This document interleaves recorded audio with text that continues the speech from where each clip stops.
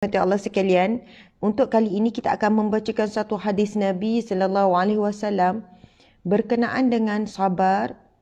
Sambung lagi kuliah kita dalam bab sabar. Kemudian ia merupakan hadis yang ke-19 dalam bab sabar, hadis yang ke-43 dalam kitab Riyadhus Salihin. Masya-Allah, hadis ini sangat indah tuan-puan sekalian, semua hadis pun indah. Namun mungkin kita jarang dengar.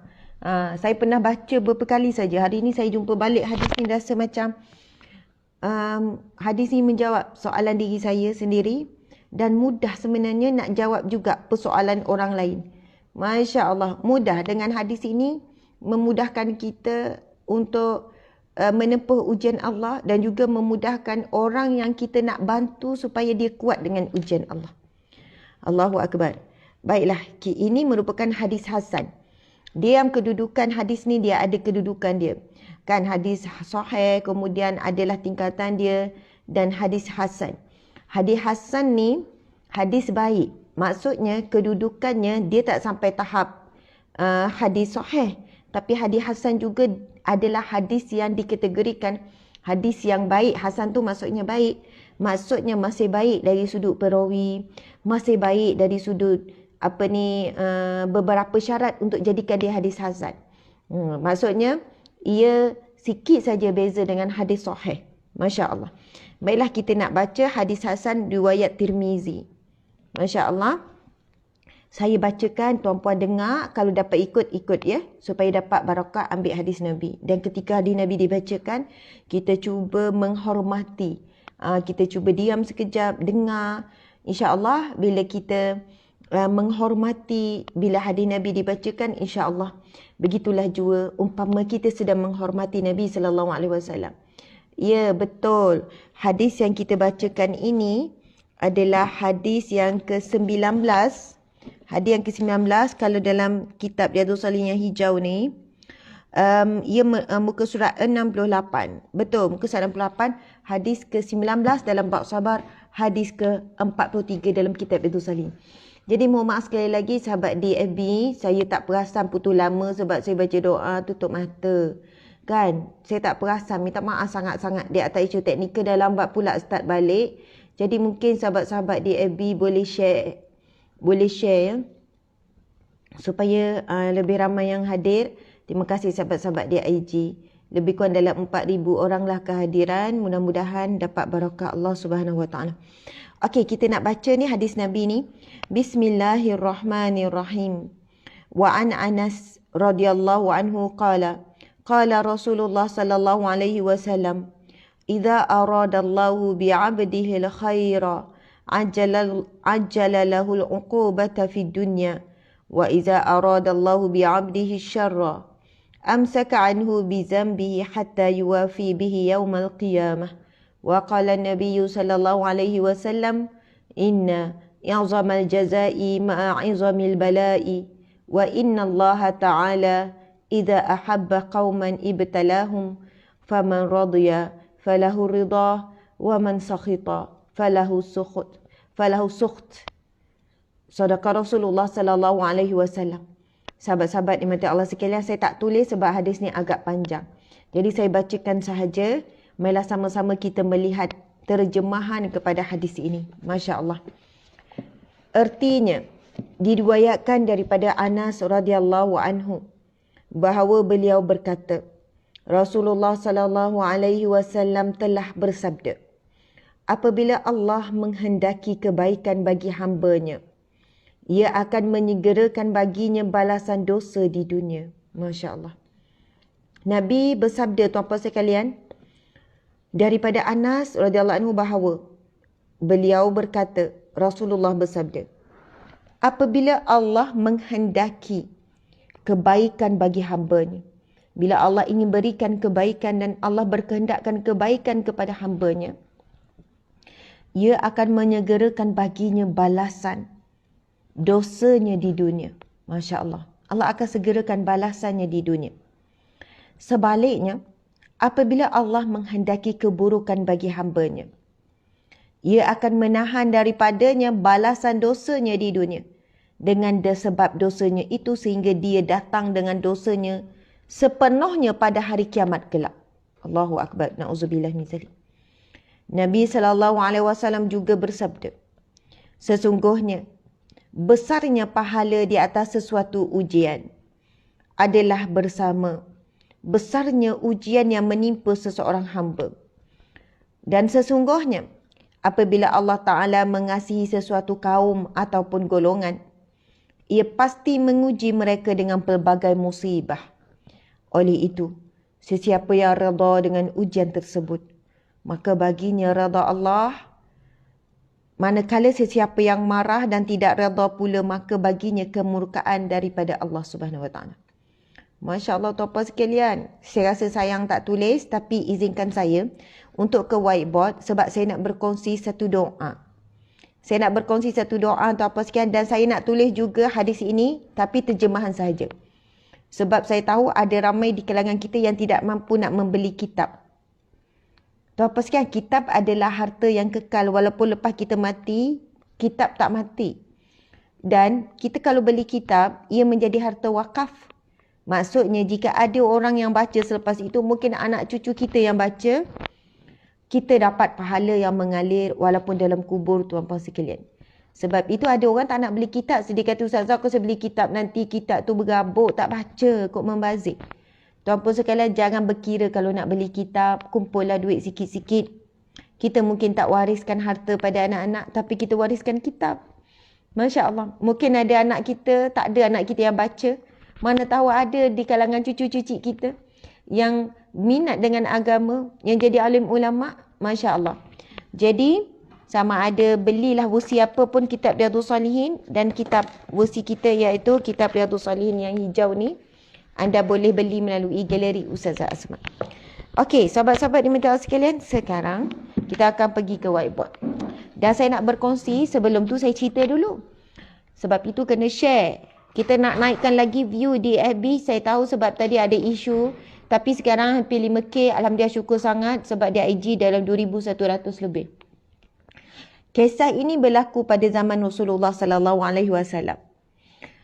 Ketika itu, dan kisah ini sangat ada kaitan dengan hadis yang kita baca. Yang mana Nabi bersabda, jika Allah inginkan kebaikan, Allah nak beri kebaikan kepada hambanya, Allah akan segerakan balasan atas dosanya di dunia. Balasan itu boleh datang dalam bentuk sakit, dalam bentuk orang khianat kita, pasangan khianat kita, lalu kita sedih sangat. Datang dalam bentuk ujian daripada anak, datang daripada bentuk ujian hilang kerja, hilang punca pendapatan, bankrupt. Datang dalam bentuk macam-macam lah tu apa sekarang. Orang fitnah, orang hina, lalu kita sabar. Dan kita kena bagi motivasi, Allah ingin berikan kebaikan. Allah ingin berikan syurganya. Masya Allah. Dan Nabi SAW menyambung, dan barang siapa yang Allah ingin berikan keburukannya, Allah ingin berikan keburukan, Allah tidak menyegerakan balasan dosanya di dunia. Dan balasannya akan dikumpulkan sebanyaknya di mahsyar kelak. Na'udzubillahi min zalik. Na'udzubillah. Kalau kita diberi pilihan, mana satu yang kita nak? Kita telah dibersihkan Allah di dunia dan kita dibangkitkan di mahsyar dengan keadaan bersih, ataupun kita hidup senang lenang, seronok, tak ada ujian, semua okey belaka. Nak makan apa boleh, nak pergi mana boleh, nak buat apa pun boleh. Dan kita kata hidup aku okey je, enjoy je. Walaupun tak tutup aurat, walaupun tak salat, walaupun buat maksiat, masih lagi mulut tu mengumpat sana sini, masih lagi menangguh-nangguhkan taubat, tapi semuanya okey. Tapi dalam hadis ini Nabi sebut, apabila Allah menghendaki keburukan bagi hambanya, ia akan menahan daripadanya balasan di dunia disebabkan dosanya. Sehingga dia datang dengan dosa itu sepenuhnya pada hari kiamat. Na'udzubillah min zalik. Kalau kita ditanya, mana pilihan kita, sudah tentu kita akan memilih yang pertama. Kerana apa? Yang pertama itu lebih baik. Tetapi kita tidak kuat untuk menahan ujian Allah. Maka saya nak berkongsi satu kisah dan satu doa. Tuan-tuan sekalian. Masya Allah. InsyaAllah kita akan jatuh cinta dengan doa ni. Doa ni semua orang hafal. Mungkin sikit saja yang tak hafal. Tapi bukan semua orang tahu tentang doa ni. Encik, tentang doa yang... Okey. Sahabat-sahabat nanti diorang dah tahu doa apa yang saya maksudkan. Nanti unit penyediakan akan bagi. Subhanallah, cerita ni daripada riwayat yang sahih. Satu hari, Nabi berjumpa dengan seorang, Nabi pergi ziarah seorang sahabat Nabi. Kisah yang benar, tuan-puan sekalian. Seorang sahabat Nabi yang sakit tenat, sakit teruk. Dan sakit tenat dan teruk itu menyebabkan dia kurus kering. Dia kurus kering. Nabi bagi perumpamaan seperti burung kecil. Masya Allah. Kalau kita kan mungkin kita bagi perumpamaan, ya Allah, dia sakit, kurus kering badan dia. Macam tiang. Perumpamaan ni biasa diberikan untuk menggambarkan teruknya sesuatu keadaan. Kan macam tiang, macam pokok kering. Kulit dia tu tak ada isi, macam tulang hidup. Kita kan bila ibarat nak menggambarkan betapa dahsyatnya keadaan. Subhanallah, muslimin muslimat dimati Allah sekalian. Rasulullah SAW menggambarkan betapa beratnya sakit. Nabi menggambarkan maksudnya satu hari Rasulullah menziarahi seorang sahabatnya yang sakit tenat dan badannya kurus kering seperti burung kecil. Masya Allah, seperti burung kecil, nak kata kecil dah jadi. Lalu Nabi bertanya kepadanya, ada tak Ustaz orang bagi hadis tu? Lalu Nabi bertanya kepadanya, wahai sahabatku, adakah kamu tidak berdoa dengan Allah? Kamu tak minta apa-apa ke dengan Allah? Kan, kamu tak minta ke doa supaya disembuhkan ke apa? Kamu tak minta ke dengan Allah ni, dengan ujian berat ni? Sakit teruk ni. Kan, yang telah lama sakit teruk sampai kurus kering ni. Masya Allah. Subhanallah, muslimin muslimat sekalian. Saya sebenarnya tunggu hadis tu, saya nak baca. Sebenarnya hadis tu dah selalu dia orang bagi. Sekejap je tu dia orang boleh cari sebenarnya. Subhanallah, muslimin muslimat sekalian. Kemudian, Masya Allah, ceritanya macam mana ya? Kemudian Nabi bertanya, adakah kamu tidak meminta? Kan, adakah kamu tidak meminta daripada Allah doa, sesuatu doa? Lalu dia berkata begini, tuan-tuan sekalian. Aku telah meminta dengan Allah dengan satu doa. Dia minta apa dengan Allah? Doa tu macam mana, tuan-tuan sekalian? Dia minta doanya berbunyi, saya ni, takut salah. Tapi lambat pula tim bagi doanya. Hadisnya. Hadis tu dah selalu baca. Dah selalu, saya dah berapa kali ulang. Bukan baru nak cari.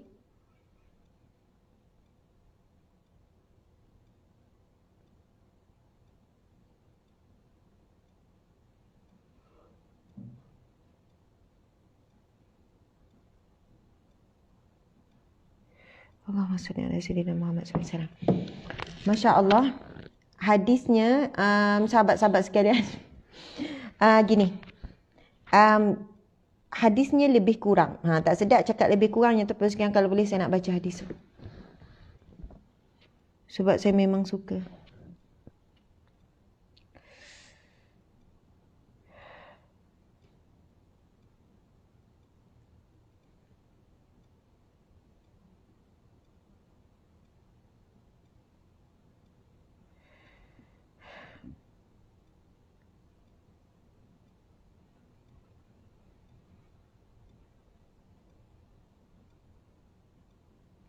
Mari kita alih. Kita alih ke FB.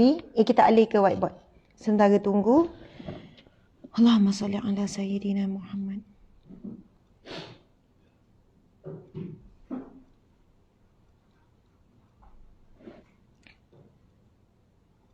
Allahumma salli ala sayyidina Muhammad.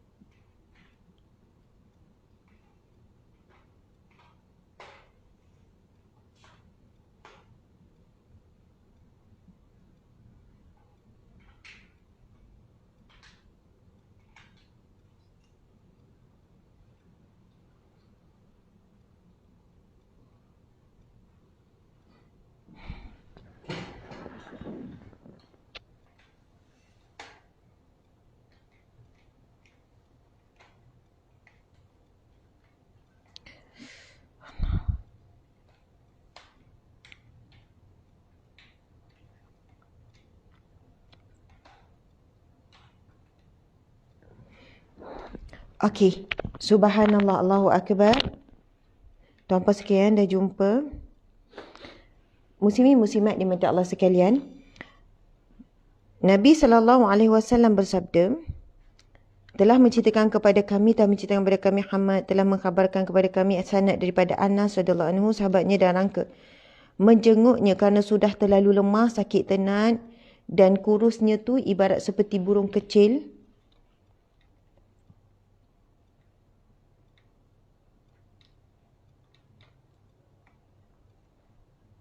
Subhanallah. Lalu Nabi bertanya kepadanya, apakah kamu tidak berdoa dan meminta dengan Allah Subhanahu Wa Taala? Subhanallah. Tuan-puan dimati Allah sekalian. Hadis riwayat Muslim, hadis sahih. Subhanallah. Kemudian sahabat tersebut pun menjawab, ya, pernah. Aku pernah berdoa. Dan perhatikan apa doa dia. Subhanallah. Dan ada kaitan dengan hadis yang kita baca ni. Doa dia kepada Allah Subhanahu Wa Taala iaitu, ya Allah, ya Tuhanku, apa yang engkau seksakan kepadaku di akhirat kelak, maka segerakanlah seksaan tersebut di dunia. Ya Allah. Dia minta apa tuan-puan sekalian dengan Allah? Dia kata, ya Allah, sebab Nabi tanya. Sebab Nabi ziarah seperti, sakit parah, kurus, kering, lemah seperti seekor burung kecil. Kemudian Nabi bertanya, apakah kamu pernah berdoa atau memohon sesuatu daripada Allah? Lalu sahabat ini menjawab, ya, saya pernah berdoa. Doa dia adalah, ya Allah, ya Tuhanku, apa yang akan engkau seksa kepadaku di akhirat kelak, segerakanlah seksaan itu di dunia. Masya Allah. Lalu bila Rasulullah dengar dia doa macam tu, Rasulullah jawab apa tuan-puan sekalian?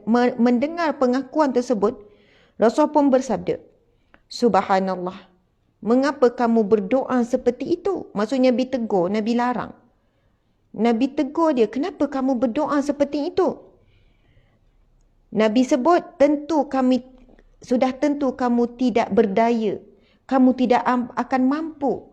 Kamu tidak akan mampu, Nabi kata. Kenapa kamu doa macam tu? Kamu tidak mampu. Lalu Nabi mencadangkan satu doa.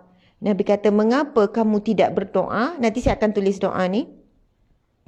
Dan sahabat itu pun berdoa dengan doa tersebut. Lalu Allah menyembuhkan sakitnya. Masya Allah. Allahu Akbar.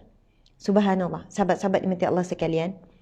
Memang hadis Nabi tadi tu dijelaskan oleh Rasulullah. Kita akan tulis. Kemudian kita dilarang untuk berdoa, ya Allah, apa-apa balasan di akhirat kelak, engkau timpakan terus di dunia, ya Allah. Segerakanlah, ya Allah, di dunia supaya engkau tidak mengazabku di akhirat. Mungkin ada kan kita yang berdoa dengan doa seperti itu. Kan, ya Allah, janganlah seksa aku di akhirat. Aku lebih sanggup diseksa di dunia. Ya Allah, aku tidak sanggup diazab dengan api neraka-Mu, ya Allah. Maka azablah di dunia lagi atas dosa-dosaku. Tidak, Nabi melarang kita meminta dengan begitu. Dan kisah ini benar-benar berlaku zaman Rasulullah sebagai contoh untuk kita hari ini. Yang mana memang ada sahabat Nabi. Akhirnya Allah makbulkan doa dia. Dia diuji sakit teruk dah tempoh yang lama sampai kurus kering, lemah sangat. Lalu Nabi bertanya, adakah kamu tidak meminta dengan Allah? Ialah minta sembuh ke apa ke kan? Lalu dijawab, ya, aku pernah minta dengan Allah. Tapi doanya adalah, ya Allah, apa-apa balasan, kan, kebalasan buruk di akhirat kelak, segerakanlah di dunia. Sebab itu dia diuji dengan begitu berat. Lalu Nabi tegur, kenapa kamu doa macam tu? Kamu tidak mampu. Kamu takkan mampu. Sebab azab di akhirat tu berganda-ganda. Jika di-convert azab akhirat tu ke dunia, azab tu sangat dahsyat. Kamu tidak mampu. Lalu Nabi pun mencadangkan, kenapa kamu tidak berdoa? Kenapa kamu tidak berdoa dengan doa apa? Rabbana atina fid dunya hasanah wa fil akhirati hasanah wa qina azabannar. Lalu Nabi menyambung, kemudian lelaki tersebut berdoa dengan doa tersebut dan Allah menyembuhkan sakitnya. Masya Allah. Maksudnya Nabi mengajarkan kita supaya meminta kebahagiaan, kebaikan hidup di dunia dan juga di akhirat. Mesti minta dua-dua. Dua-dua elok. Dua-dua bahagia, dua-dua senang. Dua-dua dalam keadaan Allah redha. Jadi doa tu, yang saya kata ramai yang baca doa ni tapi tidak tahu kelebihan doa ni. Bahkan dalam dalam Jabatan Mufti Wilayah Persekutuan, ada banyak lagi tuan-puan sekalian kelebihan diterangkan kelebihan doa Rabbana atina fid dunya hasanah. Antaranya tuan-puan sekalian disebutkan dalam hadis yang lain, sahabat Nabi berkata, sesungguhnya doa yang paling kerap dibaca oleh Nabi Muhammad SAW adalah doa Rabbana atina fid dunya hasanah. Wahai Tuhanku, Rabbana, wahai pentadbirku, wahai pengurusku, atina, kurniakanlah kepadaku fid dunya hasanah, bagi kehidupan dunia ini kebaikan. Masya Allah. Kebaikan tu boleh membawa maksud kebaikan, kebahagiaan, kelapangan rizki, kesihatan, kebaikan. Wa fil akhirati hasanah, dan kehidupan di akhirat juga baik. Wa qina azabannar, dan lindungi jauhilah kami daripada azab api neraka. Akhirat baik tu dia start daripada mana? Mahsyar baik dalam bawah naungan Allah. Baik yang terbaik adalah di syurga Allah.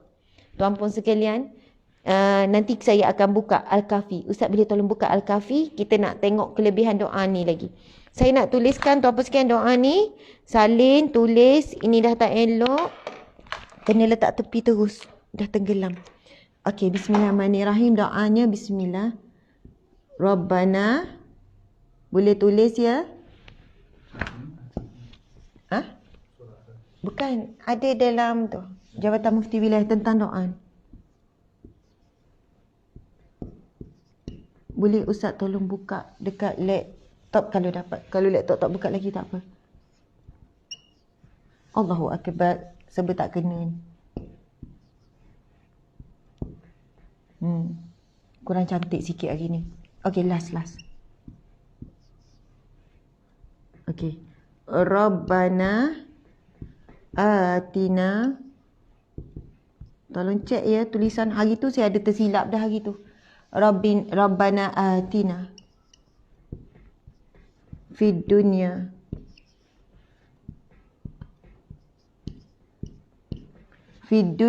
hasanah.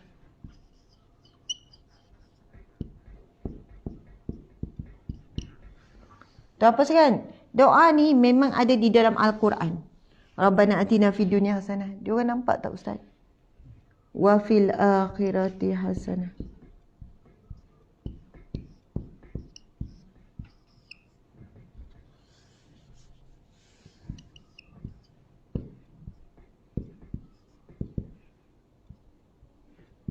Wa fil akhirati hasanah.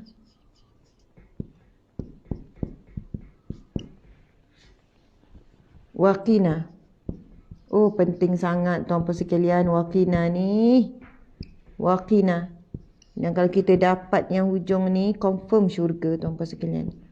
Waqina azabannar. Bacalah banyak-banyak kali. Bila teringat ke baca je tuan-puan sekalian. Dia mata ni dah rosak sebenarnya. Wa qina azabannar. Masya Allah.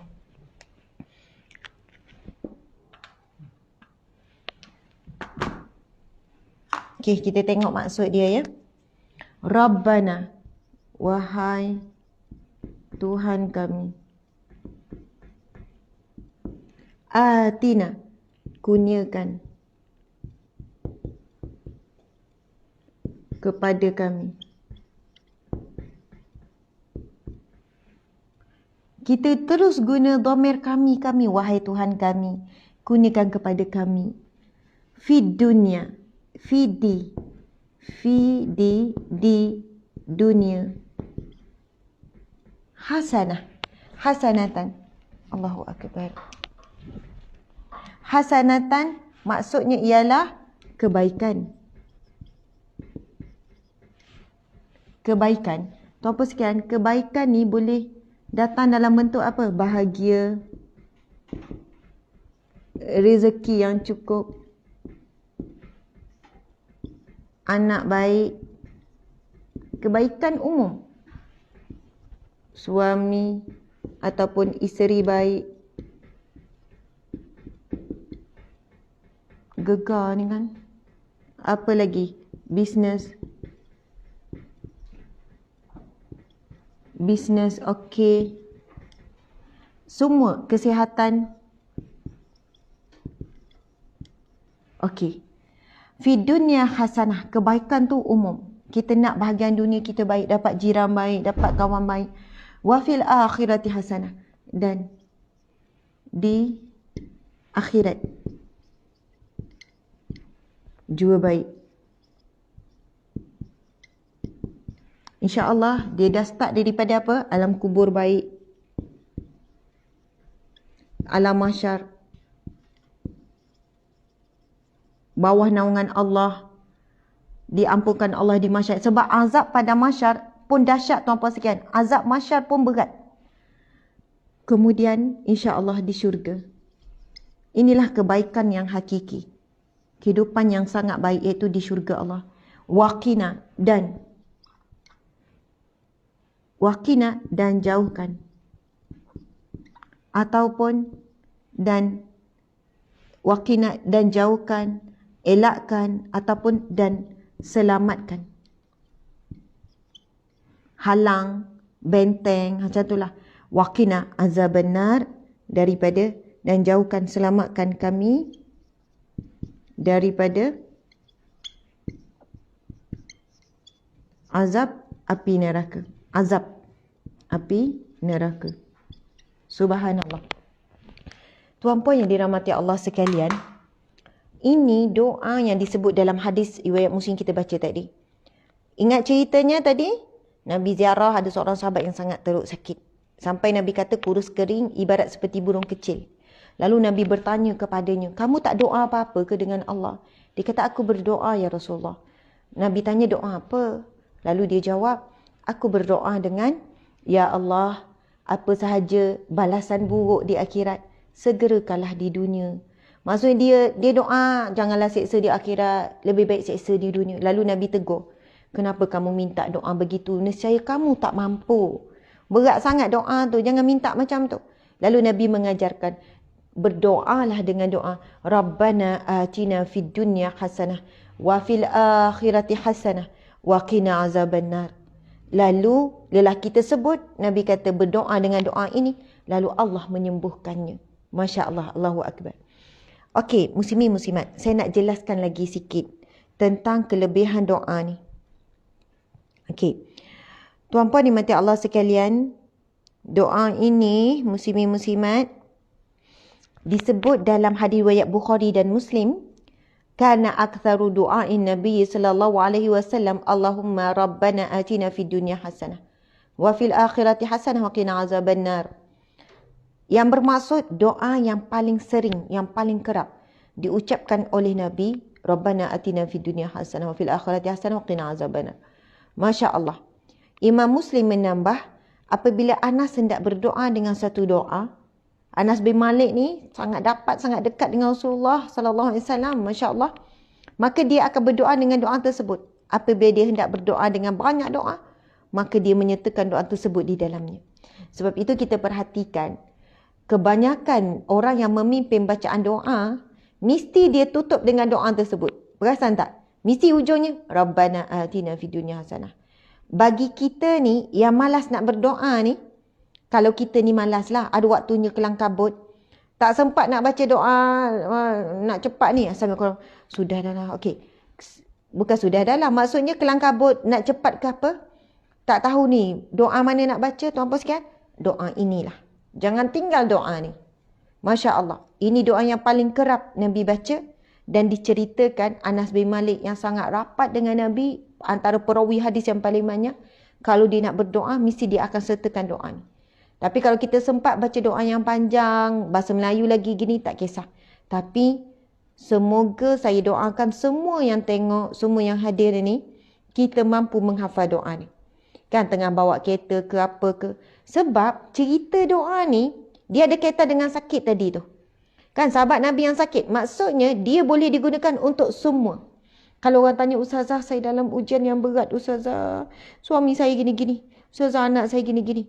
Kalau kita ni tak ada idea nak bagi doa yang khusus dengan apa masalah dia, kita boleh bagi doa ni. Sebab doa ni, kalau kita fikirlah orang yang sakit, patutnya Nabi ajar doa apa? Doa untuk sembuh lah.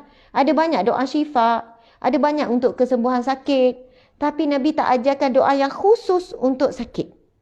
Tetapi Nabi ajarkan doa yang umum seperti ini. Sebab kebaikan itu maksud dia umum, tuan-puan sekalian. Okey, mungkin ada orang nak snap. Sebelum tu saya nak baca lagi. Okey, subhanallah. Kelebihan. Ya muqallibal qulub, kesimpulan Rabbana atina fid dunya hasanah. Okey. Tak ada. Sekadar itu boleh nak snap lepas, sebab saya nak tulis matan hadis ni tadi. Boleh snap ya. Kalau siapa yang nak snap doa ni, Rabbana atina fid dunya hasanah fil akhirati hasanah qina azabannar. Okey. Jadi doa ni boleh digunakan untuk pelbagai bentuk ujian. Semua ujian boleh guna. Sakit, sedih, difitnah apa, ulang je doa ni. Ini antara doa yang paling kerap Rasul ulang. Okey, saya padam ya.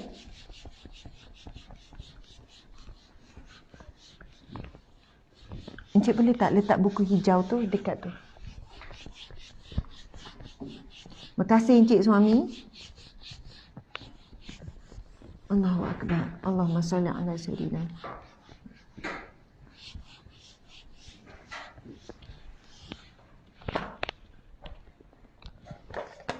Okey, yang ni hadis yang kita bacakan pagi ni, saya cuma nak kita ni saja. Saya tulis terjemahan sahaja. Sebab hadisnya subhanallah, muslimin muslimat, sayang kalau kita tak salin. Tak tulis bahasa Arab, tulis bahasa Melayu ya. Subhanallah. Okey.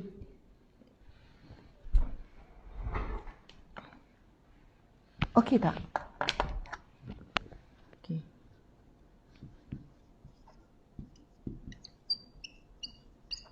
Daripada Anas bin Malik radhiyallahu anhu bahawa beliau berkata, Nabi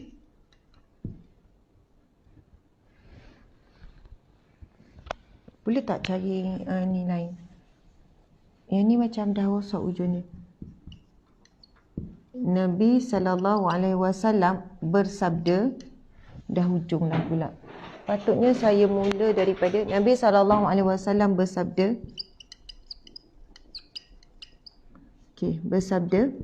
Nabi bersabda, apabila Allah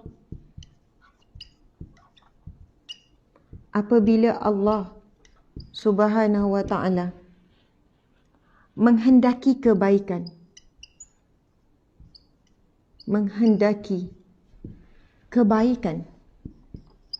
mungkin kena zoom sikit, tulisan kecil, kebaikan pada hambanya.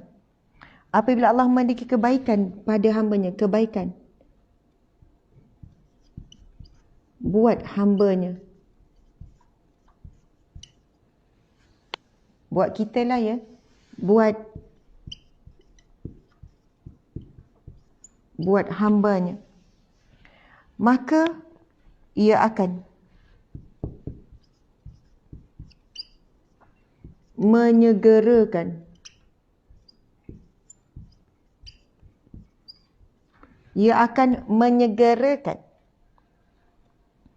baginya balasan dosa di dunia. Menyegerakan baginya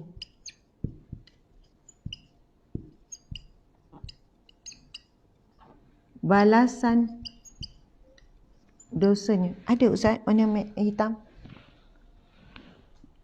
Balasan dosanya di dunia. Masya Allah. Okey. Kemudian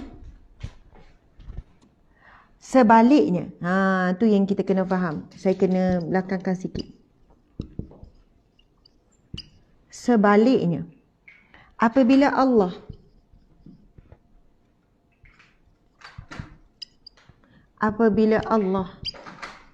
Subhanahu wa ta'ala menghendaki keburukan,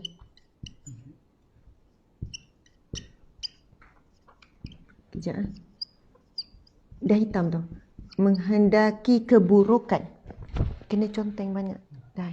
Okey, menghendaki keburukan bagi hambanya,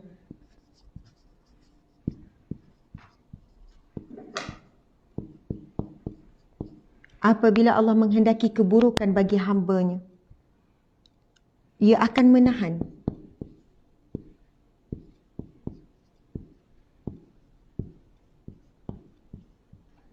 Ia akan menahan daripadanya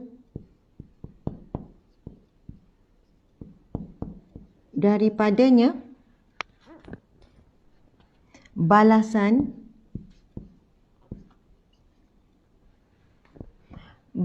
dosa di dunia. Kecil sangat Encik tulisan. Orang boleh nampak tak? Balasan di dunia dengan balasan dosanya di dunia.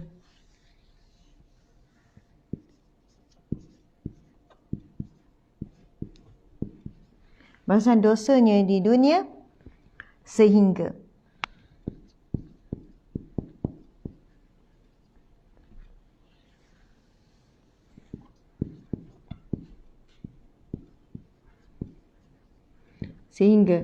dia datang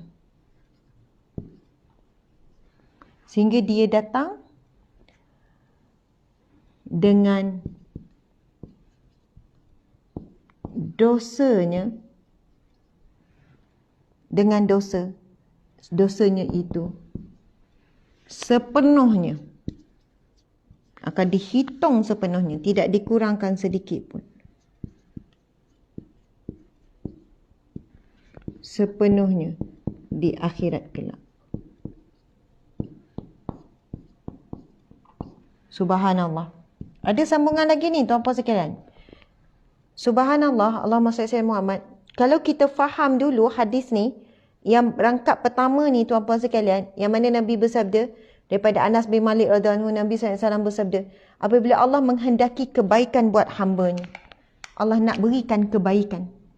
Kebaikan ni boleh datang dalam pelbagai bentuk. Diampunkan dosa, kebaikan bahagia ke, hidup yang tenang, kan? Allah nak berikan kebaikan buat hamba-Nya, Ia akan menyegerakan baginya balasan dosanya. Subhanallah. Tidak ada yang lebih baik daripada makan sedap, lebih baik daripada tidur lena, rumah besar, kereta besar. Lebih baik daripada apa yang kita inginkan, melainkan balasan dosa kita telah selesai di dunia. Sebab apa tuan-puan sekalian? Bila Allah menyelesaikan urusan dosa kita dan dibersihkan Allah di dunia lagi tuan-puan sekalian, maka perjalanan kita di akhirat kelak, waktu dihisap, kehidupan kita di alam kubur, dan insya-Allah kita akan selamat daripada api neraka. Maka sebab itu, sekiranya Allah menyegerakan bagi kita balasan dosa, Ia datang dalam bentuk ujian, lalu kita sabar. Ia mungkin datang dalam bentuk musibah, lalu kita redha. Ujian musibah adalah beza sikit. Jadi tuan-puan sekalian, kalaulah kita diberi pilihan, sama ada grup yang pertama ataupun grup yang kedua, yang mana Nabi menyebutkan sebaliknya, apabila Allah menghendaki keburukan bagi hamba-Nya, Ia akan menahan. Allah menahan daripadanya, Allah menahan daripadanya, ini tulisan kecil je, daripadanya, iaitu manusia itu, balasan dosanya di dunia, sehingga dia datang dengan dosanya itu sepenuhnya di akhirat kelak. Na'udzubillah. Kalau kita ditanya nak pilihan mana, mungkin kita kata, tak naklah dua-dua, tak naklah hidup seksa di dunia, seksa di akhirat. Tuan-puan sekalian, kita kan ada beberapa pilihan. Contohnya, pilihannya bahagia dunia, seksa akhirat.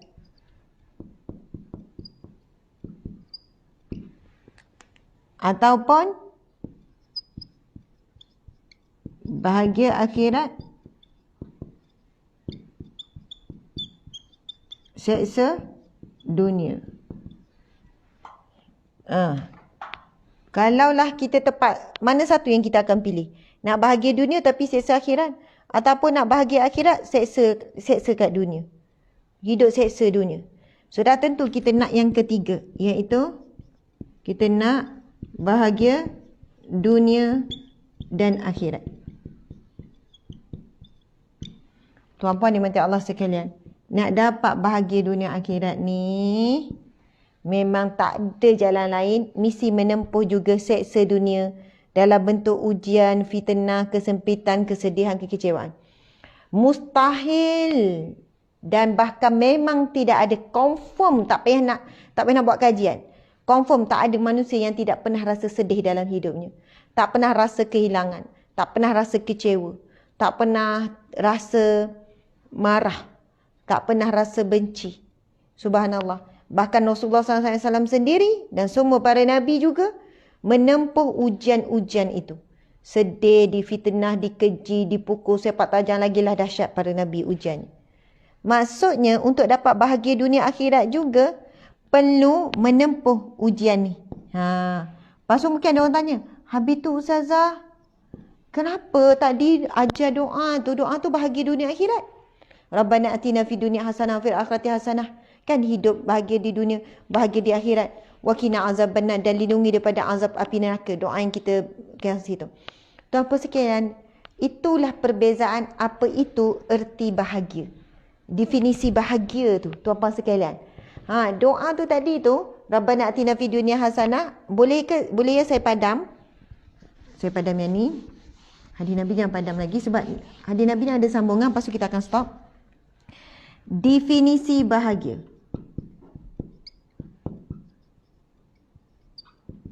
Okey, encik suami dulu kita tanya. Marilah encik suami, sekejap. Apa erti bahagia bagi encik suami? Mengejut. Biar rasa dia.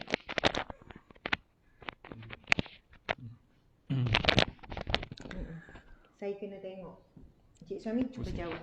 Tak ya? Encik suami. Okey. Apa erti bahagia bagi encik suami? Kalau bahagia sekarang ni, kita dapat apa yang kita nak lah. Dapat makan tu, dapat pergi jalan tu, dapat apalah semua. Dari segi zahirnya lah. Okey. Tapi kalau segi yang erti sebenar bahagia bagi encik ni bila mana kita rasa cukup dengan apa yang ada. Dapat isteri macam Ustazah, dapat anak, dapat ni, dapat tu.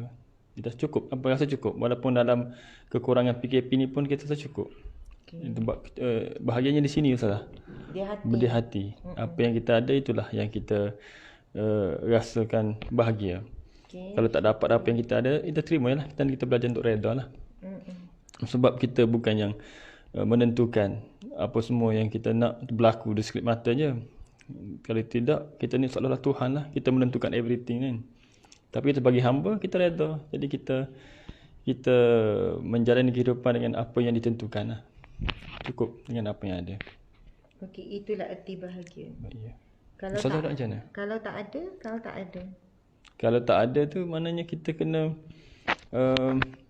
ada orang kata saya redha dan saya cukup apa yang ada, tapi dia kata saya ni tak ada apa-apa untuk rasa cukup. Suami tak ada, pekerjaan baik pun tak ada. Lepas tu dia kata rupa pun tak ada, kawan-kawan baik pun tak ada, jadi tapi dia masih ada sesuatu Zazah. Ada ibu bapa. Dia boleh ada kehidupan dia sendiri. Dia ada kelebihan kesihatan. Ada nikmat makan. Ada nikmat bernafas. Maksudnya mustahil orang tu tak ada. Mesti ada. Untuk disyukuri, dan itulah erti bahagia. Betul. Tapi kalau orang yang tu yang kata diuji dengan PKP ni kan, kehilangan pekerjaan, diuji dengan sakit dan sebagainya, untuk kita kata redha tu benda yang besar sangat untuk kita di sini. Mungkinlah kita kata boleh redha, kita nasihatkan dia redha, sabar dan sebagainya. Tapi untuk dia redha tu tidak semudah seperti mana kita ucapkan untuk redha, dan dia bersyukur tu tidak semudah ucapan kita kata syukurlah. Itu yang diuji. Bijak encik. Yang apa encik sebut tu, kita akan jawab dalam hadis, sambungan hadis. Saya dah baca kot. Okey, dah hafal. Makasih encik. Subhanallah, inilah anak murid tetap yang menolong di sebalik tabir. Bukan anak murid encik, kita sama-sama belajar kan. Sebab encik lagi tua dari saya, encik bukan anak ya. Okey, sahabat-sahabat dimati Allah sekalian, definisi bahagia. Apa erti bahagia tuan-puan sekalian? Okey, bila sebut apa erti bahagia, semua berbeza. Encik sini. Okey.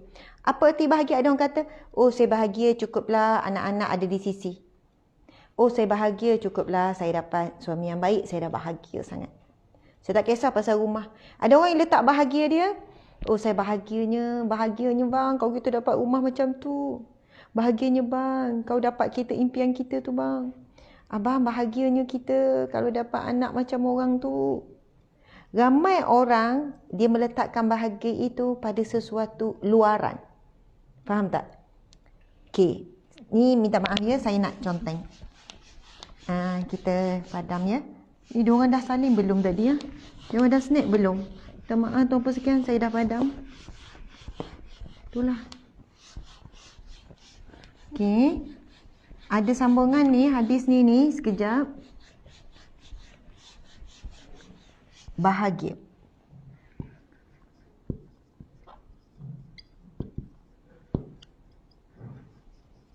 Ada orang letak bahagia itu pada apa? Pada rumah.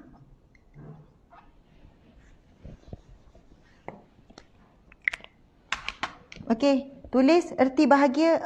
Encik boleh bacakan apa erti bahagia anda? Pada rumah, ada letak pada kereta, ada yang letak pada makan. Oh, bahagianya kalau hari ni dapat makan tu, makan ni. Okey. Adalah makanan impian kita, jadi bang bahagianya dapat ni. Okey, bahagianya dapat jalan-jalan. Okey, duduk hotel, kan? Oh, bahagianya. Okey, bahagianya balik kampung. Bukan saya kata salah ni, boleh ni. Ini sumber-sumber bahagia ni.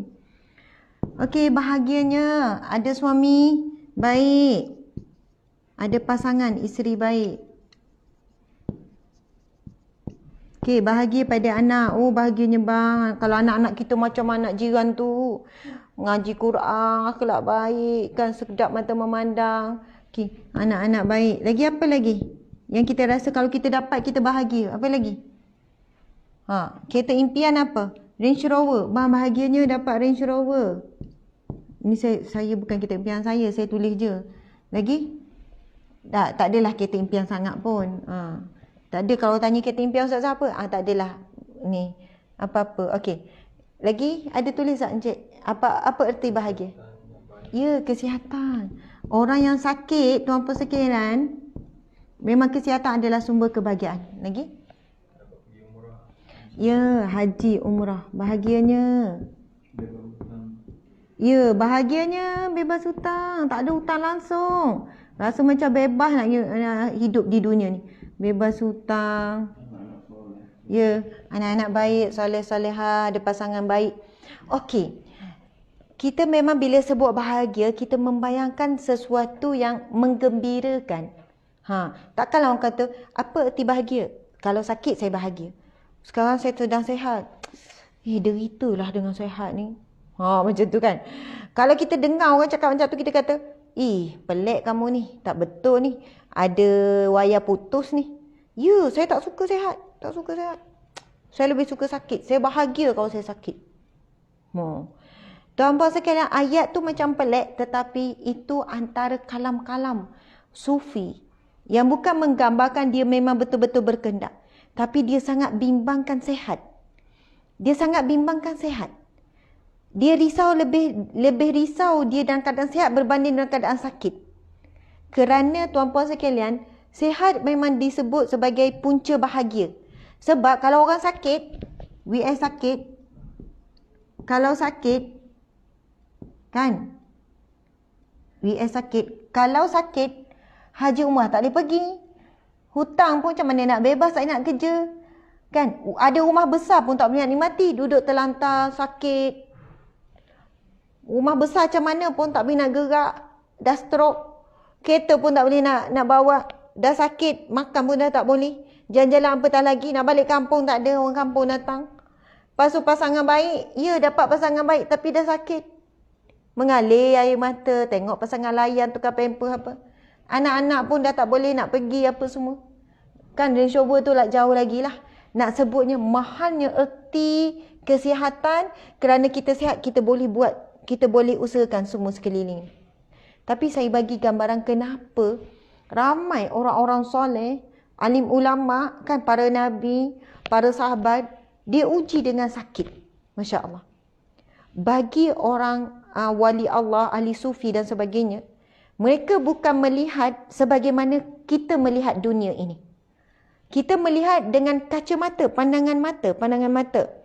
Pandangan mata melihat kereta yang baik, kereta yang bagus itu adalah bahagia, nikmat. Kita melihat makan yang sedap itu nikmat. Jalan-jalan balik kampung semua ini nikmat. Sebaliknya, bagi mereka yang melihat dengan pandangan mata hati, ini ujian, ini musibah, ini ujian. Masya Allah. Kerana bagi mereka apabila badan sakit, kan bila badan sakit maka terhalanglah daripada mengejar dunia. Bila badan sakit tak selera makan, automatik makan apa yang sikit je. Bila badan sakit, ada ke orang sakit ternak ke mengumpat orang? Saya tanya. Contoh kena COVID-19 kan. Tiba-tiba disahkan positif. Percayalah orang ni, lepas tu ada simptom pula, masa ni kita jadi orang yang paling baik. Tak ada nak ngumpat orang, duk istighfar je. Astagfirullah, ya Allah sembuhkanlah aku, ya Allah berilah aku peluang. Berdoa paling banyak waktu kita sakit.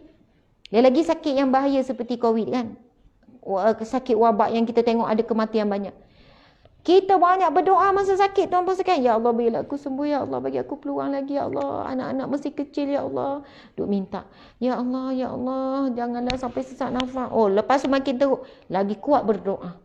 Masa itulah tahap tawakal kita yang tak pernah kita capai seumur hidup kita. Kita boleh capai satu tahap tawakal yang sangat tinggi. Ya Allah, segala-galanya aku serah padamu. Aku yakin hanya kamu saja. Masa tu tak ada dah bergantung pada doktor. Doktor tolong selamatkan saya. Ya tolong ya doktor, dengan kepakaran doktor, dengan alat-alat canggih. Tak ada dah. Sebab tengok sana mati, sini mati kalau duduk di ward-ward yang kritikal. Tapi masa itulah kita boleh mencapai tahap tawakal yang tak pernah kita capai dengan bahagia, dengan sihat. Tapi ramai orang tak suka diuji dalam musibah. Sebab itu kita kata erti bahagia ni berbeza. Ada orang dia kata erti bahagia saya apabila saya dapat redha dengan ujian Allah dengan kadar segera. Erti bahagia saya apabila saya diampunkan Allah dosa-dosa. Dengan apa jua cara. Kalau Allah dengan cara Allah ambil suami, Allah ambil anak, dengan cara apa pun, asalkan saya bersih dosa, saya bahagia. Ia letak mindset macam tu, apa pun berlaku dalam hidup dia. Kan ada orang sakit kan, dia kata okey, Allah sedang membersihkan dosaku. Dan dia boleh senyum. Sampai orang marah, engkau ni kena macam ni kau boleh senyum. Tak apa. Subhanallah. Pernah, ini kisah benar ya, seorang sufi, seorang wali Allah, juga orang soleh. Saya tak ingat nama lah. Nama memang saya susah nak ingat. Saya baca dalam kisah yang disusun oleh Dr. Rashidi tu kan, Datuk Dr. Rashidi tu kan, buku kisah buku Imam Athaillah, kisah-kisah ni lah, kitab tasawuf. Masya Allah. Ada seorang syekh ni, seorang alim ni, dia sakit kuat. Lalu anak murid pun datang ziarah dan terdengar dia mengeluh, aduh, macam tu lah. Lepas tu kan, umpama, bukan exactly sama. Maksudnya dengar keluhan dia daripada sakit. Dia mengadu sakit. Lalu anak murid bertanya, wahai Syekh, bukankah dikatakan kamu belum betul-betul sabar selagi mana kamu masih mengeluhkan ujian Allah. Anak murid ni bagi tahu guru ni, bukankah belum benar-benar erti sabar dan redha selagi mana kita mengeluhkan ujian Allah. Lalu apa jawapan Syekh ni, orang alim, orang soleh ni, ahli sufi ni, wali Allah ni? Dia jawab apa? Kamu belum betul-betul redha dan sabar selagi mana kamu belum menikmati ujian Allah. Sebelum kamu menikmati ujian Allah, tuan-puan sekalian, sebelum kamu menikmati ujian Allah, muslimin-muslimat dimati Allah sekalian, maksudnya lebih dalam. Soalan dia kata, yang engkau dengar, aduh, itu bukan aku mengeluh. Tapi tak terangkan teruk lah. Dia tak terangkan jelas lah. Cuma dia nak bagi tahu, yang kau dengar mengeluh tu, itu bukan aku sedang mengeluhkan sakit, tapi aku sedang menikmati sakit. Kan, orang alim ni sebut, kamu tidak dikatakan sabar dan redha dengan ujian Allah selagi mana kamu tidak menikmati ujian Allah tersebut. Subhanallah. Masya Allah. Contohlah kita bergaduh dengan suami kan. Lepas tu kita pun siap senyum. Suami pun pelik dah. Kenapa? Saya sedang menikmati ujian Allah ni. Kalau ikut akan saya geram dekat awak ni. Tarik nafas tu kan. Saya membayangkan Allah sedang membersihkan diri saya. Dan Allah sedang menyediakan syurga buat saya. Bukan senang tuan-puan sekalian nak senyum bila saat bergaduh dengan suami. Contoh kan. Bahkan lama tak bergaduh siap tanya. Bang, bila awak nak buat perangai? Dah lama kita tak gaduh. Lama awak tak buat perangai. Dah kenapa awak ni? Yelah sedap sebenarnya. Tapi kita tak ada sampai macam tu tuan-puan sekalian. Kan bila sehat. Dah lama tak sakit ni bang. Risaulah pula. Kita tak berani nak capai tu. Tetapi orang soleh, alim ulama, ahli sufi, mereka risaukan kesihatan. Bila datang sakit, mereka menikmati sakit itu. Walaupun berat menikmati. Masya Allah. Kalau tengok kisah, kan? Kisah wali Allah yang antara yang terkenal Rabi'atul Adawiyah ni sempat berjumpa dengan wali Allah yang bernama Imam Hasan Al-Basri. Masya Allah. Kisah dia ada buku dia cerita. Memang sangat dahsyat. Bagaimana bila dia sakit, dia menikmati sakit tersebut. Dia masih boleh senyum sampai tak rasa sakit. Kita gatal sikit pun dah rasa. Lagi tengah semayang. Gatal mula rasa, tiba-tiba rasa ada kemomo, tiba-tiba ni nak kata tak khusyuknya kita menikmati ibadah. Apatah lagi nak menikmati sakit. Subhanallah tuan-puan sekalian. Cuma nak bagi dimensi yang berbeza sikit. Memang bahagia kalau kita ni. Tetapi erti bahagia yang sebenar, yang hakiki antaranya, bukan saya kata semua, apabila kita redha dan sabar. Subhanallah. Memang kalau dapat rumah impian, bang, rumah impian saya nak rumah ada kawasan tanah, lepas ada tanah sikit saya nak berkebun, lepas tu rumah tu bang jiran-jiran baik, rumah tu tak payah besar tapi rumah sebuah. Bahagianya bang kalau dapat. Suami kata insya-Allah kita usahakan kita dapat. Sampai umur 50 tak dapat-dapat lagi. Tapi sebab dia redha dan sabar, dia tetap bahagia. Walaupun dia tengok orang lain dah dapat, tak apalah bang, insya-Allah Allah sediakan. Kalau kita redha dan sabar, kita tak dapat rumah impian di dunia, Allah gantikan, Allah bina istana di syurga. Kan bahagia walaupun tak dapat rumah impian. Nak kereta sekian-sekian, bang, kereta impian. Bang, kereta kita nak. Bang, kereta. Orang kalau dah suka satu kereta, atas highway banyak-banyak kereta tu juga yang dia nampak. Walaupun kereta tu jarang-jarang lalu. Tapi sampai umur 50-60 masih lagi bawa Myvi. Kan masih lagi bawa bawa kancil. Tapi sebab apa? Tak apalah bang, redha dan sabar. Bahagia. InsyaAllah ada kenderaan yang indah di syurga kelak. Subhanallah, terus bahagia walaupun tak dapat. Nak sebutnya tuan-puan sekalian, apa pun yang di dunia ni bila kita sabar dan redha dan kita tak dapat sampai tua masih hutang lagi, tak dapat pergi haji dan umrah lagi, kan tak dapat anak-anak teruji, anak-anak masih belum berubah, pasangan pun tak dapat di kampung. Kita sebenarnya boleh bahagia immediately. Kita boleh bahagia immediately apabila kita redha dan sabar. Masya Allah. Redha dengan apa yang Allah tetapkan sekarang. Sabar. Sebenarnya itulah bahagia yang sebenar. Dan insya Allah, Allah akan berikan apa yang kita tidak dapat di dunia. Apa jua yang kita minta, apa yang kita tak dapat di dunia, Allah akan tunaikan di akhirat. Dengan berganda-ganda lagi lebih nikmat. Tapi itulah, benda tu lambat lagi. Perkara itu tak nampak. Lainlah kalau, bang tak apalah bang, tak dapat rumah di dunia. Tu tengok bang, tiba-tiba keluar gambaran warna putih. Kan? Okey, tu rumah kita di akhirat kelak. Kalau dah nampak gambaran, mungkin semangatlah. Tapi tak nampak, itu alam ghaib. Itulah namanya iman. Iman ni yakin dan percaya benda yang tak nampak. Orang yang beriman, orang yang yakin dan percaya dengan janji Allah. Subhanallah. Dan saya tak tulis dah sebab dah lewat sangat dah. Ataupun sekian dah terlebih masa sangat dah ni. Minta maaf.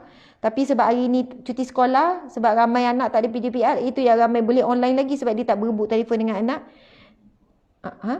Subhanallah. Nabi bersabda lagi, tuan-puan sekalian. Kalau dapat kereta mahal pun tak bahagia juga. Ramai yang menderita. Rumah besar pun ramai.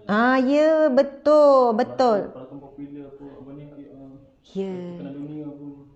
Betul. Terima kasih Encik Suami. Tolong bacakan komen. Betul. Ada orang kata bahagia itu pada kekayaan. Ramai mana orang kaya hidup menderita bunuh diri. Depression, kemurungan. Tak ada rumah besar, menjarakkan hubungan dengan suami, dengan isteri, dengan anak-anak, buat hal masing-masing. Subhanallah. Ada orang kaya, makan sedap, semua nak makan boleh. Tapi Allah tarik nikmat makan, rasa tawar masuk. Tak best, susah hati, tak bahagia. Dan ada pula orang miskin, kan, makan hari-hari ikan kering tapi bahagia, boleh gurau senda dengan anak isteri. Tapi ada juga orang kaya tapi bahagia.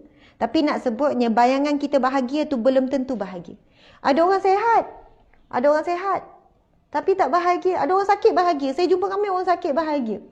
Senyum dia kata, "Puan, macam mana kesihatan?" Doktor kata dah tak ada harapan, tapi senyum.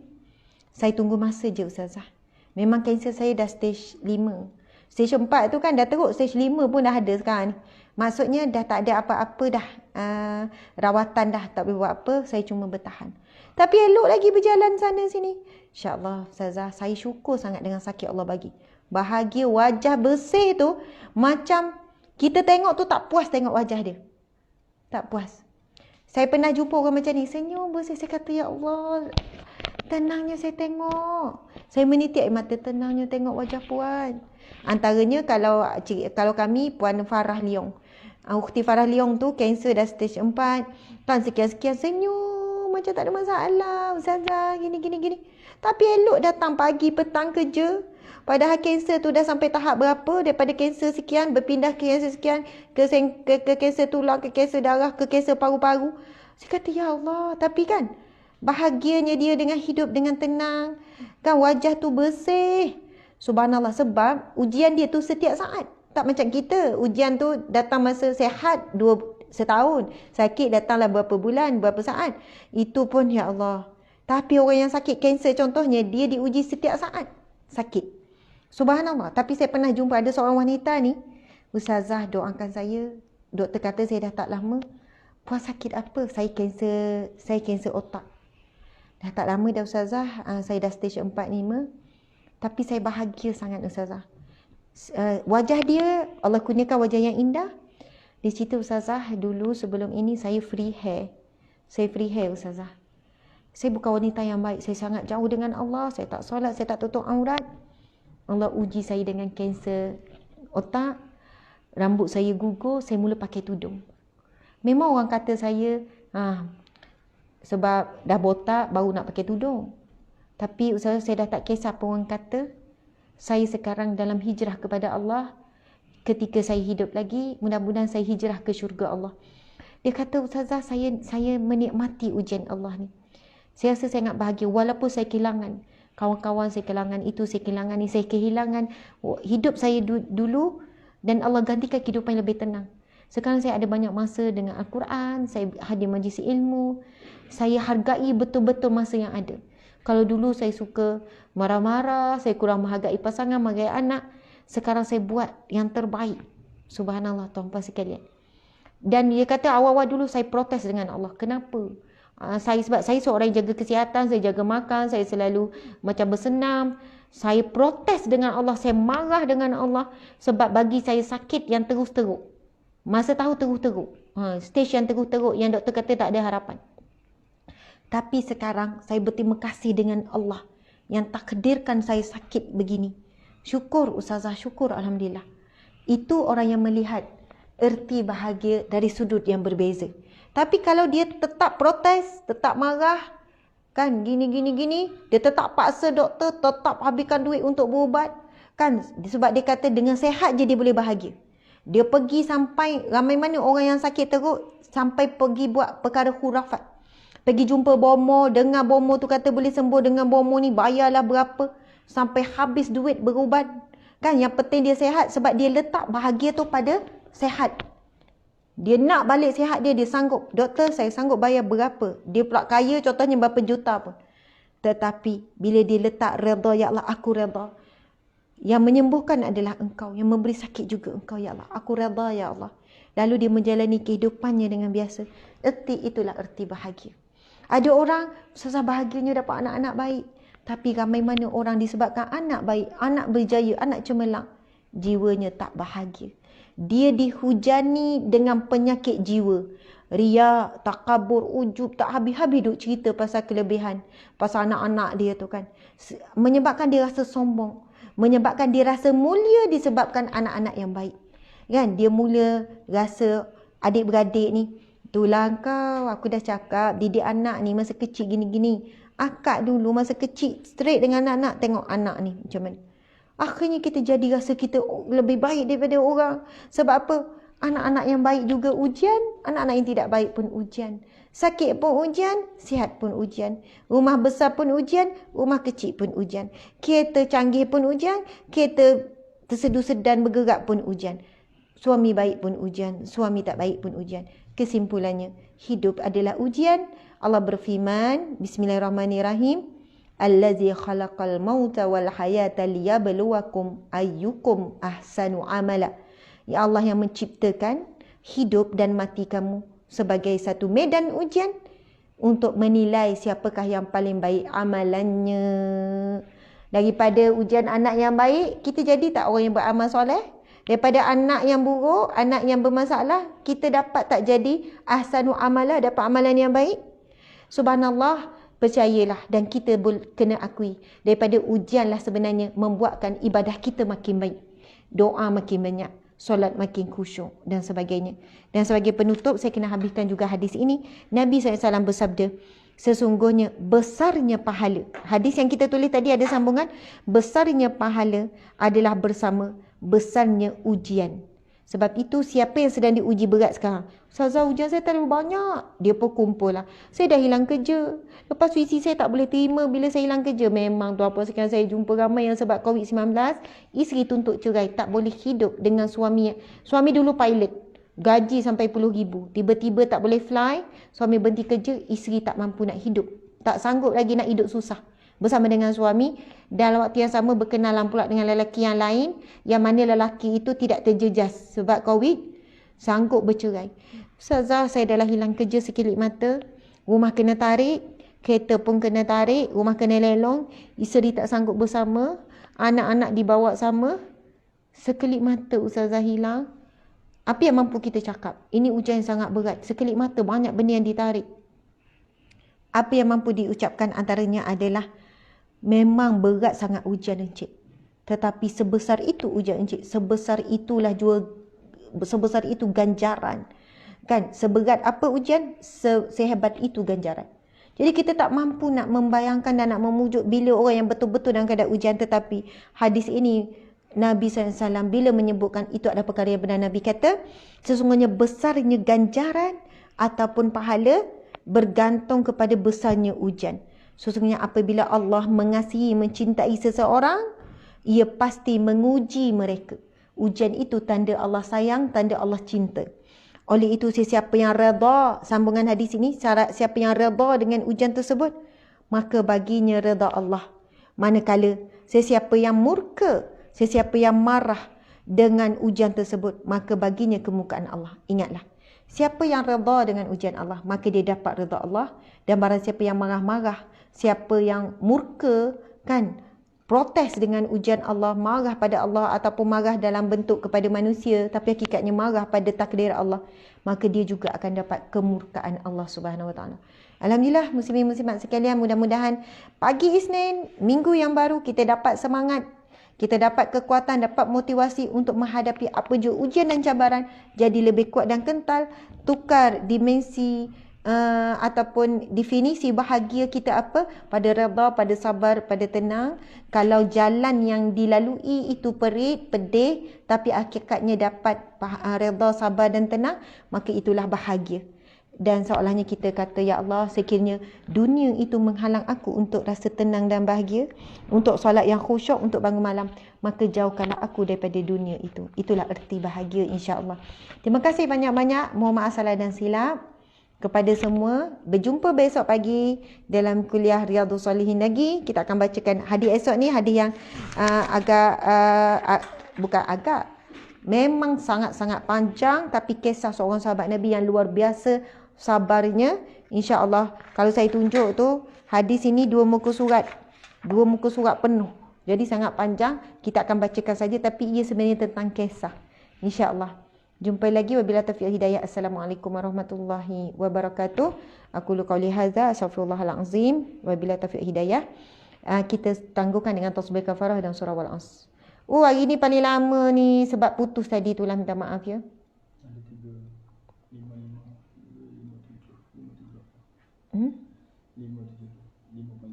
Lebih kurang dalam 6,000. Kita tangguhkan dengan tasbih kafarah dan surah wal as. Bismillahirrahmanirrahim. Subhanakallahumma wa bihamdika asyhadu an la ilaha illa anta astaghfiruka wa atubu ilaik.